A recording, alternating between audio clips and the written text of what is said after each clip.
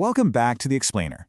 Today, we're diving into what is arguably one of the most fascinating, dense, and, frankly, astonishing cases in South African legal history. We're looking at the Constitutional Court case of Dr. Wouter Basson. Now, what makes this explainer so incredibly gripping is that it pits some of the most horrific, chilling allegations of war crimes you can possibly imagine right up against the driest, most technical procedural law out there. It's a real clash of extremes.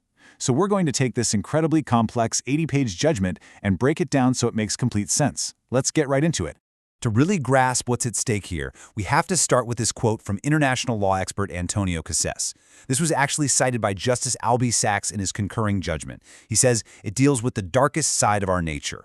I really wanted to start us off here to establish the sheer gravity of the international war crime allegations we're dealing with today. Because, as we navigate through some very sterile, highly technical legal procedures in a few minutes, we absolutely cannot forget the violent, cruel origin of the allegations that sparked this whole legal battle to begin with. All right, here is our roadmap for today's explainer. Number 1, the shocking allegations. Number 2, acquittal and legal roadblocks. Number 3, the issue of bias. Number 4, the excluded evidence. Number 5, quashing conspiracy charges. And finally, number 6, a constitutional matter.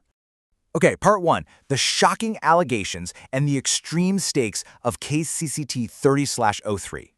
So to really understand this case, you've got to look back at the dark background of the apartheid era, specifically a clandestine military division known as the Civil Cooperation Bureau.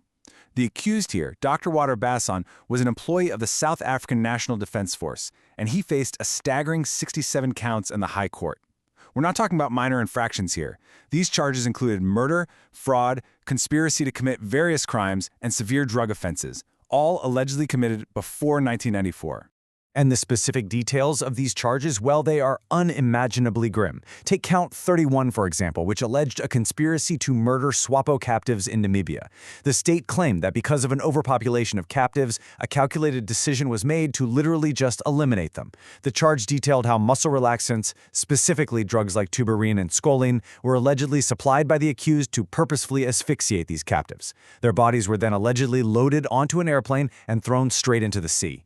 And just to put the sheer, terrifying scale of this into perspective, look at count 61. It alleged that cholera bacteria was cultivated and distributed to intentionally contaminate the water supplies of a SWAPO refugee camp, all to manipulate the outcome of pending elections in Namibia. Now, I want to pause here for a second. The contrast we are about to see is totally jarring. We're moving from these horrific war crime level acts of alleged biological warfare straight into a web of incredibly sterile, rigid legal maneuvers. Moving on to Part 2, Acquittal and Legal Roadblocks. Let's talk about some major procedural frustrations. So, the state brings this massive, heavy case forward, but they almost immediately hit a brick wall. Follow this timeline with me. After years of pretrial maneuvering, the main trial finally kicks off in 1999. The state calls over 140 witnesses. It's a huge endeavor. But then in April 2002, Dr. Basson is acquitted on all remaining charges. Naturally, the state immediately tries to appeal to the Supreme Court of Appeal. But in 2003, the Supreme Court completely shuts them down, refusing to even hear the merits of the appeal.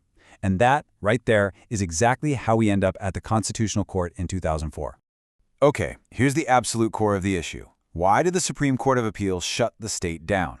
Well, under the Criminal Procedure Act, the state can only appeal an acquittal on a question of law, not a question of fact. So the Supreme Court of Appeal looked at the flaws the state pointed out in the trial and basically said, look, these are just questions of fact. You literally cannot appeal them. The state, on the other hand, argued fiercely that these procedural flaws were actually profound questions of law that absolutely demanded appellate review. It was a complete legal standoff. To break this standoff, the state went to the Constitutional Court. But there's a pretty big catch. The Constitutional Court isn't just a general court of appeals. It can only decide constitutional matters. And this definition right here is the linchpin of our entire explainer. For the state to get their appeal heard at all, they had to prove that these dry, technical disputes over what is a fact and what is law were actually foundational constitutional issues. Which brings us to Part 3, the issue of bias. This is the first pillar. To fight back and prove these were constitutional matters, the state constructed 3 legal pillars. Let's look at the first one. Very early in the original trial, the state actually asked the trial judge to step down, arguing that he was biased against them. The judge refused. Later, the Supreme Court of Appeals said, well, a judge's state of mind is just a factual thing, so you can't appeal it. But ask yourself this. Can the state, the prosecution itself, even claim a right to an unbiased judge? We usually think of that right as belonging to the accused, right? Well, the Constitutional Court answered that with a resounding yes. They pointed out that the state represents the public. It acts on behalf of all of us to protect citizens' rights by prosecuting crime. Because of that, the state's demand for an impartial judge is not just some factual squabble, it is a fundamental constitutional right. Determining if a reasonable person would perceive bias means applying a legal standard to facts, and that makes it a question of law, which, you guessed it, makes it a constitutional matter. Boom, Pillar 1 established. Section 4. The excluded evidence. The second pillar. So this second pillar is all about the trial judge refusing to admit records from the accused's earlier bail hearings into the main trial. Once again, the Supreme Court of Appeal had blocked the state, saying that a trial judge deciding what evidence is fair to admit is just a factual determination. But you really have to wonder, how does a judge's day-to-day discretion to exclude a piece of evidence suddenly escalate into a supreme constitutional issue? The Constitutional Court cleared this right up. They explained that determining fairness isn't just looking at a raw fact. It's actually a two-step process. First, yes, you determine the primary facts. But second, you have to legally measure those facts against constitutional standards of a fair trial. Measuring facts against a legal standard of fairness makes it a question of law. And since fairness in a trial is mandated directly by the Constitution, excluding that evidence was undeniably a constitutional matter. So Pillar 2 is firmly in place. Now for Section 5, quashing conspiracy charges, the third pillar. This is definitely the heaviest pillar. Before the accused even pleaded in the trial, the judge completely threw out 6 charges, including those horrific cholera allegations, because they involved conspiracies formulated in South Africa to commit crimes abroad. The judge ruled that the Domestic Riotous Assemblies Act just didn't cover them. The Supreme Court of Appeal said, hey, this technicality isn't an appealable error. But I want to challenge you to connect this back to where we started. Does quashing charges of international biological warfare actually impact the Constitution? Justice Albie Sachs had a really profound take on this in his concurring judgment. He pointed out that South Africa had transitioned from a predator state to a protector state. Under international law, which the South African Constitution explicitly says must be considered, states have an absolute duty to penalize grave breaches of humanitarian law. So when a judge quashes an indictment and prevents the state from prosecuting alleged war crimes, they are effectively obstructing the state's constitutional obligation to protect human rights. It is, without a doubt, a constitutional matter. Finally, Section 6, a constitutional matter, the ultimate ruling. So, pulling all of this together, here is your main takeaway. The Constitutional Court ruled that the Supreme Court of Appeal simply got it wrong.